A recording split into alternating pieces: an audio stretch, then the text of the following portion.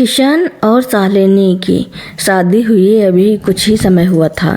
शालिनी शहर की एक जानी मानी डॉक्टर थी जो अपने काम के प्रति बेहद समर्पित थी। किशन की माँ सरस्वती देवी एक परंपरावादी महिला थी। उन्हें इस बात की खुशी तो थी कि उनकी बहू इतनी पढ़ी लिखी है, लेकिन मन के किसी कोने में यह संशय भी था कि क्या शालिनी घर के रीति रिवाजों और बड़ों की सेवा के लिए समय निकाल पाएगी। घर में अक्सर छोटी छोटी बातों पर बहस हो जाया करती थी।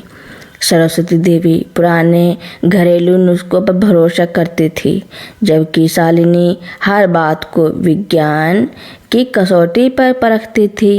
सरस्वती देवी कहती, बेटा, नीम और तुलसी से बड़ा कोई डॉक्टर नहीं होता। शालिनी प्यार से समझाती, माँ जी आपकी बात सही है, लेकिन गंभीर स्थिति में हमें जांच और सही दवा की ज़रूरत पड़ती है।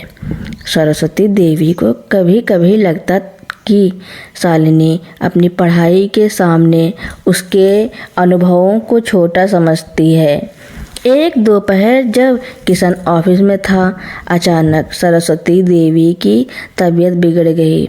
उन्हें बहुत तेज़ घबराहट होने लगी और वे पसीने से तरबतर हो गई। घर में उस वक्त केवल शालिनी थी।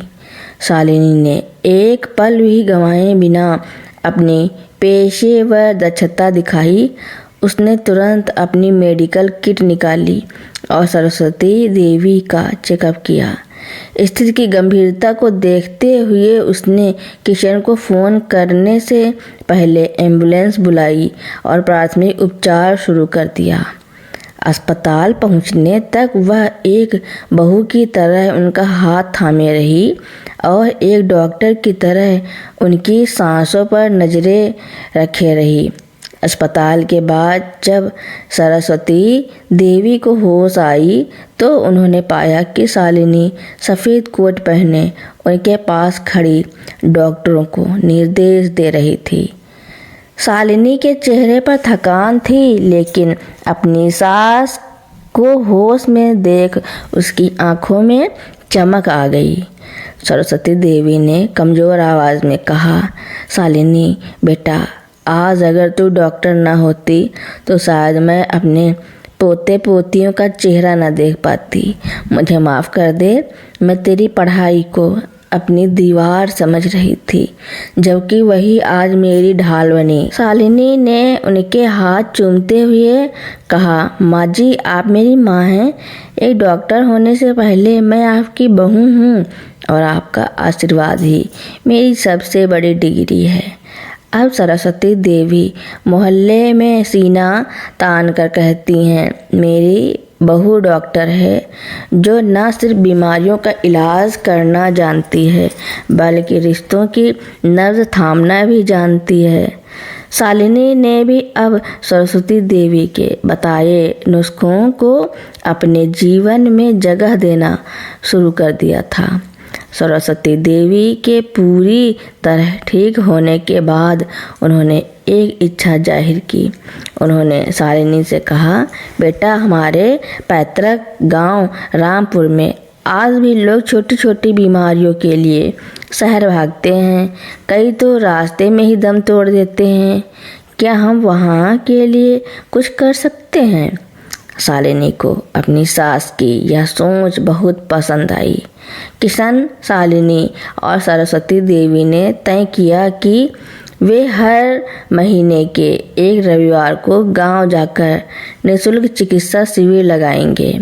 जब वे पहली बार गांव पहुंचे तो वहां के लोग शालिनी को देखकर हिचकिचा रहे थे। गांव के कुछ पुराने लोग और वैद्य जी का मानना था कि शहर की मेम साहब उनकी जड़ी बूटियों का अपमान करने आई हैं। एक दिन शिविर के दौरान गांव के एक गरीब किसान का बच्चा तेज बुखार से तड़प रहा था। वैद्य जी के काढ़े से भी असर नहीं हो रहा था। शालिनी ने आगे बढ़कर बच्चों की जांच की और पाया कि उसे गंभीर निमोनिया है। उसने अपनी दवाइयों के साथ साथ सरस्वती देवी से कहा, माँ जी, इसे आपकी उस खास ठंडी पट्टी की भी ज़रूरत है जो आप बुखार में सिर पर रखती हैं। शालिनी की दवा और सरस्वती देवी की ममतामयी देखभाल ने मिलकर चमत्कार कर दिया। अगले ही दिन बच्चा खेलने लगा। यह देखकर गांव वालों का दिल जीत लिया गया। सरस्वती देवी ने गांव की औरतों को इकट्ठा किया और समझाया, देखो, शालिनी की दवाइयाँ बीमारी को जड़ से काटती हैं और मेरी देखभाल उसे सहारा देती है। हमें विज्ञान और अपने पुराने ज्ञान को साथ लेकर चलना होगा। गांव के लोग अब शालिनी को डॉक्टर बिटिया कहकर बुलाने लगे। सरस्वती देवी खुद शिविर का प्रबंधन संभालती थी। कौन पहले आएगा, किसे आराम की ज़रूरत है, यह सब उनकी जिम्मेदारी थी। शालिनी ने देखा कि सरस्वती देवी की वजह से लोग अपनी बीमारियां खुलकर बता पा रहे हैं। वह समझ गई कि अस्पताल की मशीनों से ज़्यादा भरोसा उन रिश्तों में होता है जो हम अपनों के साथ बनाते हैं। किशन यह देखकर दंग था कि जो माँ कभी शालिनी को के प्रोफेशन से डरती थी, आज वही उसकी सबसे बड़ी समर्थक बन गई थी। एक शाम जब वे गांव से लौट रहे थे, सरस्वती देवी ने शालिनी के कंधे पर हाथ रखकर कहा, बेटा, डॉक्टर तो तू पहले भी थी, पर आज तू इस पूरे इलाके की उम्मीद बन गई है। मुझे खुद पर गर्व है कि मैंने तुझे परखने में गलती की थी। शालिनी ने मुस्कुराते हुए कहा, माँ जी, अगर आप मुझे गांव लाने की जिद न करती तो मैं कभी जान ही नहीं पाती कि असली सुकून किसी की जान बचाने और उनके चेहरों की मुस्कान में है। गांव में शालिनी और सरस्वती देवी की बढ़ती लोकप्रियता और उनके सेवा भाव को देखकर कुछ लोग खुश थे तो कुछ के मन में ईर्ष्या की आग सुलगने लगी थी। गांव के पुराने वैद्य दीनदयाल जी को लगने लगा कि शालिनी के आने से उनका दबदबा कम हो रहा है। लोग अब उनके पास जाने के बजाय रविवार के शिविर का इंतजार करने लगे थे। उन्होंने गांव के कुछ लोगों को भड़काना शुरू किया कि यह डॉक्टर बहू हमारे धर्म और जड़ी बूटियों का अपमान कर रही है। एक दिन जब शालिनी और सरस्वती देवी गांव पहुंची तो माहौल बदला हुआ था। दीनदयाल जी ने पंचायत बुलाई थी। उन्होंने आरोप लगाया कि शालिनी की दवाइयों से गांव के एक बुजुर्ग की तबीयत और बिगड़ गई है। गांव के लोग असमंजस में थे। सरस्वती देवी का चेहरा गुस्से से लाल हो गया, लेकिन शालिनी शांत रही। उसने उस बुजुर्ग की जांच की और पाया कि उन्हें दवाइयों से नहीं बल्कि किसी ने गलत तरीके से दी गई जड़ी बूटी का जहरीला मिश्रण पिलाया था। शालिनी ने भरी पंचायत में कहा, मैं यहाँ किसी का काम छीनने नहीं बल्कि हाथ बटाने आई हूँ। इन बुजुर्ग को जो काढ़ा दिया गया उसमें धतूरे के बीज थे। अगर मैं डॉक्टर ना होती तो शायद यह पता नहीं चलता कि उन्हें जहर दिया गया है। सरस्वती देवी ने गांव की औरतों को साथ लेकर दीनदयाल जी के घर की तलाशी दिलवाई, जहां वही जहरीली जड़ें मिली जो बुजुर्ग को दी गई थी। सरस्वती देवी ने गरजते हुए कहा, वैद्य जी, ज्ञान दूसरों की जान बचाने के लिए होता है, अपनी गद्दी बचाने के लिए नहीं। मेरी बहू ने शहर छोड़कर यहाँ धूल मिट्टी में आकर सेवा की है, और अगर किसी ने उसके खिलाफ एक शब्द भी बोला तो मुझसे बुरा कोई नहीं होगा। वैद्य जी को अपनी गलती का एहसास हुआ और गांव वालों ने उन्हें पंचायत से बाहर कर दिया।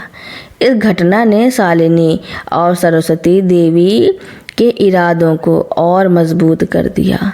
शालिनी ने किशन से बात की और अपनी सारी बचत से गांव में एक छोटा सा मैटरनिटी सेंटर खोलने का निर्णय लिया। सरस्वती देवी ने अपनी बरसों की जमा पूंजी और गहने शालिनी के हाथ में रख दिए। उन्होंने कहा, ये गहने तो अलमारी में पड़े रहेंगे, लेकिन अगर इनसे गांव की किसी बहू की जान बचती है तो मेरी ममता सफल हो जाएगी। देखते ही देखते वह छोटा सा केंद्र एक अस्पताल में बदल गया। अस्पताल के बाहर बोर्ड पर लिखा था, ममता मेमोरियल क्लिनिक, डॉक्टर शालिनी और सरस्वती देवी। अब शालिनी ऑपरेशन थिएटर में जीवन बचाती और सरस्वती देवी बाहर बैठकर मरीजों के परिजनों को ढांढस बंधाती और उन्हें साफ सफाई और सही खान पान की शिक्षा देती। विज्ञान और अनुभव की इस जोड़ी ने पूरे इलाके की तस्वीर बदल दी थी। तो दोस्तों, मेरी कहानी सुनने के लिए आपका बहुत बहुत धन्यवाद।